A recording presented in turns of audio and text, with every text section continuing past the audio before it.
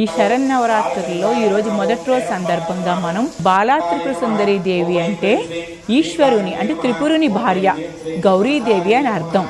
మనస్సు, బుద్ధి, చిత్తం, అహంకారం అనేవి బాలా త్రిపుర సుందరి దేవి ఆధీనంలో ఉంటాయి.